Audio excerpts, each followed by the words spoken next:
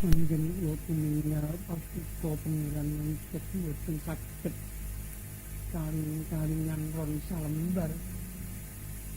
Sampun malih ingkang kapilar runtet nadyan namung kapilar mingset kewala. Rumasa puskit lancar mengraos kula margisan menika pengiran sanget-sanget ing panyuwun kula.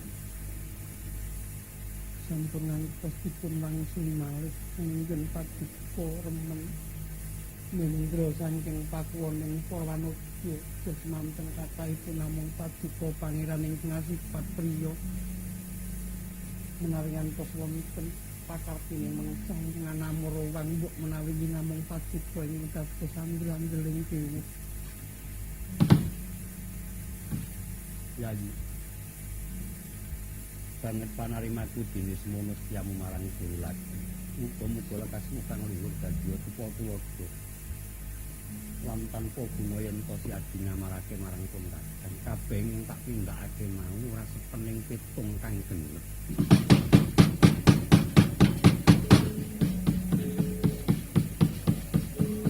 Panjabala Pandhawa byuk kumulung mangung sering sata kawa kambah kungkes rukatita.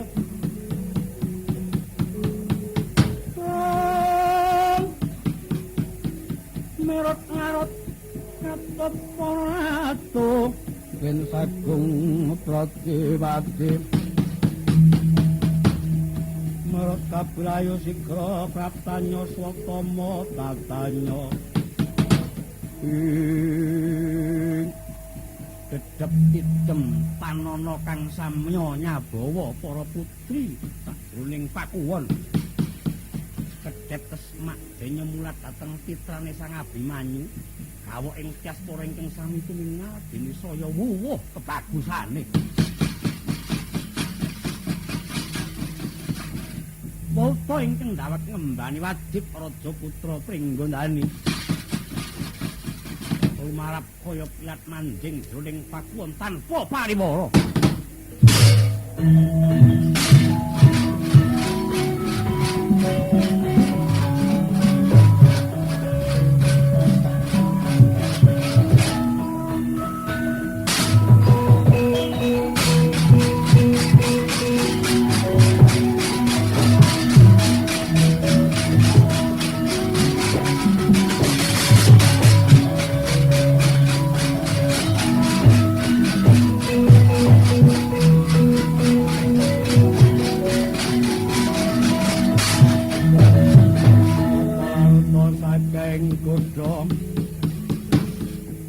Sang pura kula yen panamutusa sang Sri.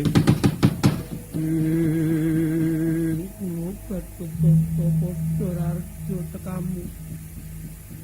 Rajo swanku ing arsa paduka Kanjeng Bibi sumengkeming pangapekti kula kandha sandhap ping padha. Kula kok tampa gawe kene atiku. Kula padha becik kula. Kanjeng Bibi Wara Sri Kandi Raharja swanku Kakang Mas pangabekti kula katur ya dimanyu kok tampa gawe dening atiku. Raden padha Raharja tekamu ya Raden Ayu Siti Sendari. Raden Datuk-datuk padha becik. Kanjeng Yang Utari Raharja swanku. Kados pundi wartaning payudan Kakang Prabu keparenga paring dawuh. Ya Yayi. Panten prapanipun Kakang namung derma wawarta marang Siadi. Nggih, Datuk-datuk. Wonten pendika ingkang adhawuh Kanjeng Bibi.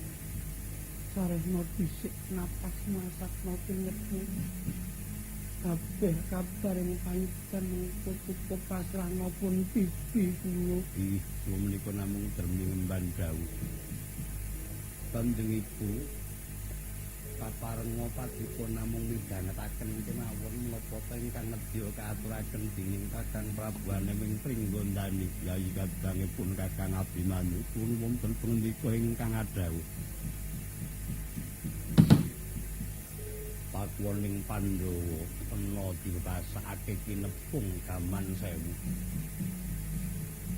Marga pepundhenmu Kanjeng Rama Werkudara Tarasan Paman Arjuna wis padha mingkir saka kaisaning Pandhawa limawan musuh sowan-sowan ora kanthi kenyono-nyono kapungkuring pepundhen loro kabeh mau tumuli Pendhita Druna Aglar Senopati ngrakit gelar Cakrabiwuha ngraposa pakuwoning Pandhawa ingkang amung rineksa dening Prabu Kuntadewa. Nadyan gineka karosane parandene barisan Pandhawa dadal bubar mawut sawijitan kang mangga mulya. Dawuh pangandikane Prabu Kuntadewa nadyan akeh para prajurit senapi nanging ora genep loro ingkang bisa ndadalake kang sarta medhak barisan Cakrabiwuha kejaba mung Yayi Abimanyu. Sapat kang muga ndadekne kawulanira Yayi.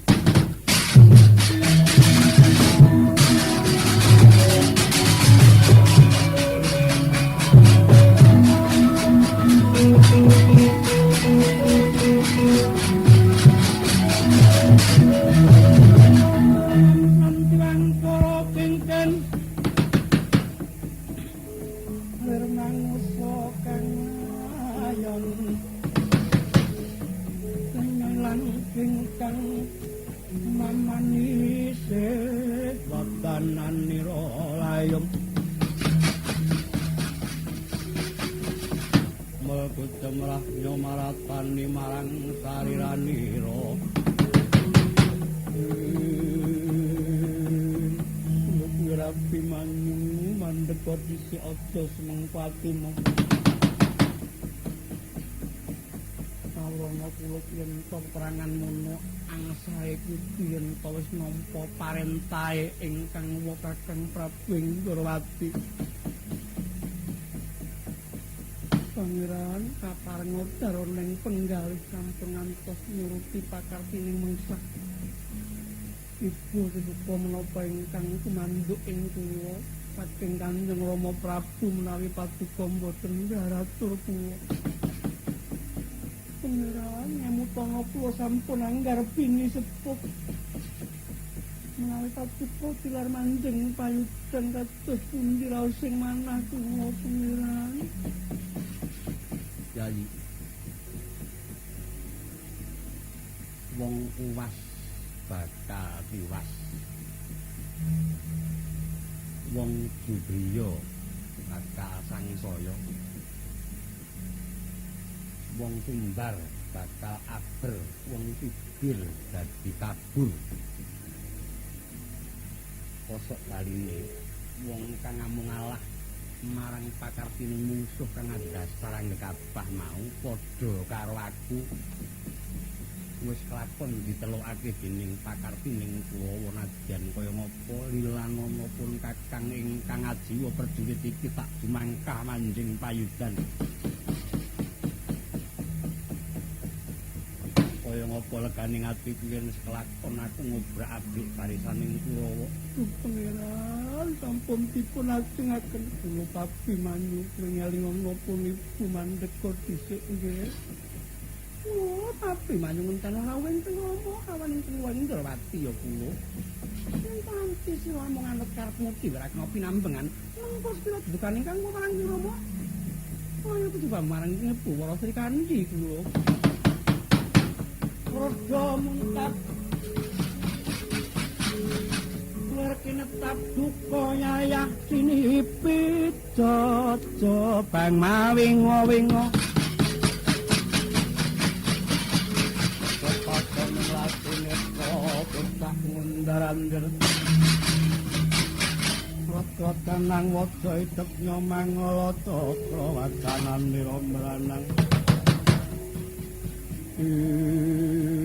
Inundepan kampuhe Risang Abimanyu dening ingkang garwa Dewi Siti Sundari miwah Sang Yautari. Menapa dening ingkang Ibu Dewi Wara Subadrangung anyepeng widangane Sang Abimanyu kanan kering. Dewi Wara Sri Kandi ugi anggung anyepeng ngirimane Sang Abimanyu ngarim yak kaya ngawe-awe wau to bawaning Ludira Prawira tan kena mambing tantang. saya kapireng malih swantening bendhe munyang umyung. Arisaning kula ingkang pinandikan dening Sang Maharsi Druna. Moteri Sang Abimanyu ingkang pagedhonganipun sampun angiwa langkap Kyai Gusara. Pusakanipun Nata Ndrawati ingkang nguni peparinging Bathara Wisnu. Mila mereka kaya genuha. Merebut sang saya sengkut para garwa kang sami mbebondet kampuhe sakala kini patake. Dene maris kabeh ndemeni Sang Abimanyu.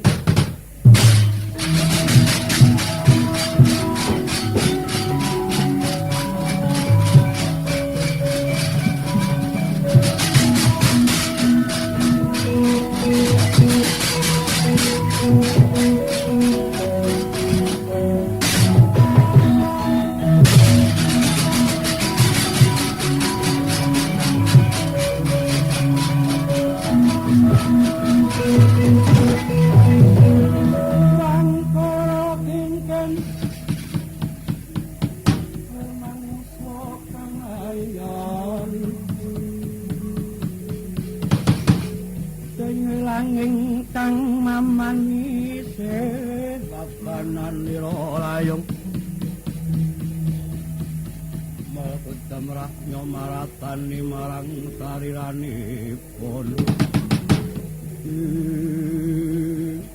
Kanjeng Ibu, atur pundi Kanjeng Ibu. Ini sakarone pisan kanjeng ngerdaken kang sarta panjenengan resi kepodo. Atus sing masta kang mikil saka netramungan kaya apa dineres ini.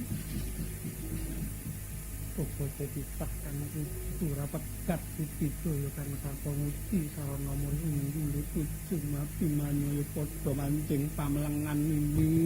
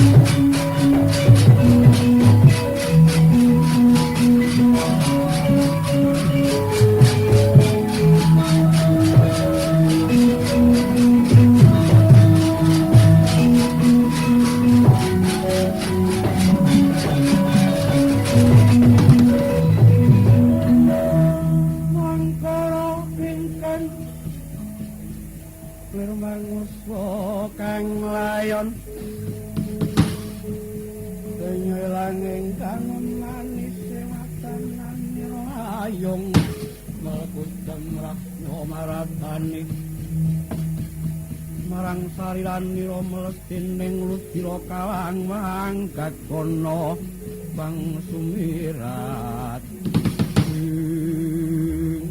Raden Patuko badhe tindak pundi Raden kusir Sumitra wonten pendika ingkang adhawuh apa to sababe tindi sira kasamaran marang karendhet kang sarta mobah mesti ing atiku mara dadi salangen aku iki menganggo apa Raden mboten badhe kesamaran pandulu kula bilih patiko ngrasuk kaprajuritan angiwa langkap nindong Marastra sanget-sanget ing panyuwun kula kaparenga kendel manteng pareng Patuko Raden Patuko badhe mengsah Arsi Druna sakurawanipun kula dados bilih Raden kaserenan guna kaprawiran kasantikan Jaya Kawijayan Witagda olahe ngaprang nanging kawuningan lombok menawi paduka Raden sampun boten kekilapan sinten endah kriyatanipun Siguna Drasan para kulawanipun langkung-langkung paduka namung patan sadu